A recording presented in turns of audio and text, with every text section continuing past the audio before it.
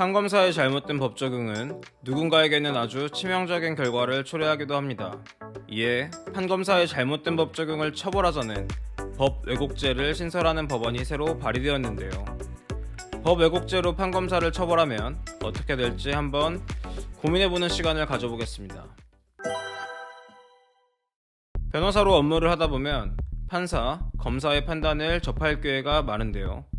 많은 경우에는 판검사들이 경무에 시달리면서도 정말 꼼꼼하게 사건을 파악하였다는 생각이 듭니다만, 경우에 따라서는 제출된 많은 자료의 내용을 제대로 파악하지 않았다거나 제출된 자료를 가지고 어떻게 이런 판단을 할 수 있는지 너무 답답한 마음이 들 때도 있습니다. 그러나 한편으로는 이들이 한 달에 처리해야 하는 사건 수를 생각해보면 어느 정도 수긍이 가기도 하는데요. 대법원 행정처에서 공개한 자료에 따르면 2020년 기준으로 전국의 판사 숫자는 2,881명인데 이들이 1년에 처리하는 건수는 본안 사건만 보더라도 무려 144만 8,551건에 이릅니다.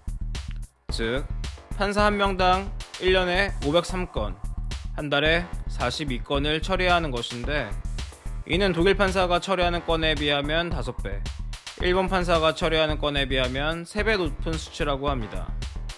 하루에 주어진 시간이 24시간이고 근무 시간이 정해져 있다고 생각해보면 한국의 판사가 한 사건에 들일 수 있는 시간은 독일에 비해서는 5분의 1, 일본에 비해서는 3분의 1이 되게 되는 것입니다.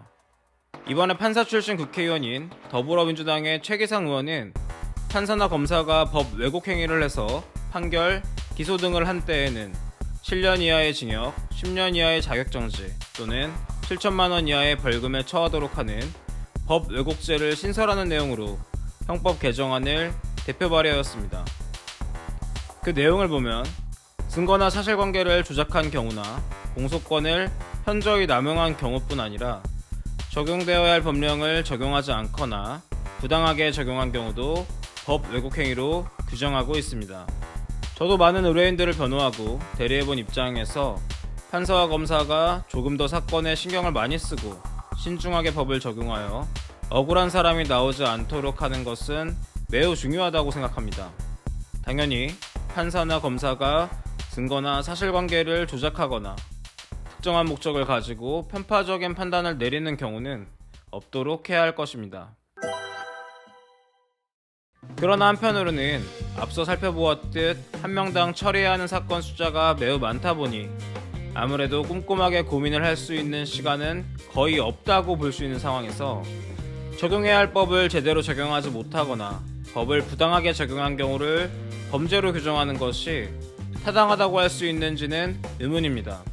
또한 세상의 변화는 매우 빠른 반면 법의 변화는 그에 미치지 못하기 때문에 판검사 등의 법조인이 법을 창의적으로 적용해야 하는 상황도 있을 수 있습니다. 최근 선고된 판결을 통해 예를 들어보겠습니다.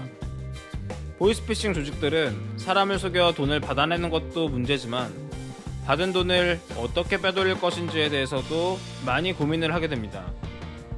이들이 돈을 빼돌리는 대표적인 방법 중 하나가 제3자의 인적사항을 도용한 다음 그 정보를 이용하여 무통장 입금을 하는 것입니다.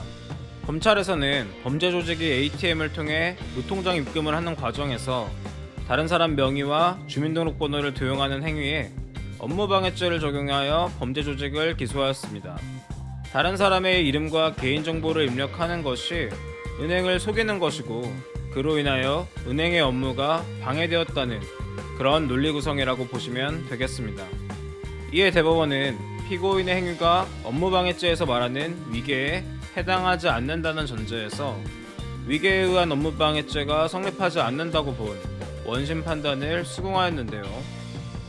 결과적으로 놓고 보면 대법원은 제3자의 정보를 도용해서 무통장 입금을 하는 행위는 업무방해죄로 처벌할 수 없다고 본 것입니다.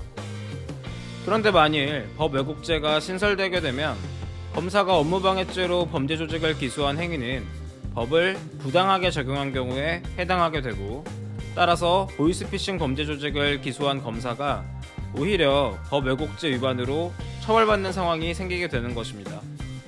이렇게 된다면 판검사들은 변화된 사회에 맞추어 기존 법을 재해석해서 적용하려는 시도를 아예 하지 않게 될 것이고, 사회 변화를 쫓아가지 못하는 법의 사각지대를 이용한 범죄는 그만큼 늘어나 선량한 피해자들이 다수 발생할 수밖에 없을 것입니다. 오늘은 법 왜곡죄를 신설하는 내용의 형법 개정안을 소개해드리고 법 왜곡죄가 생겼을 때 어떤 문제점이 있을 수 있는지 말씀드렸습니다. 시청자분들도 함께 고민해보시는 시간이 되셨길 바라며 영상 마치도록 하겠습니다.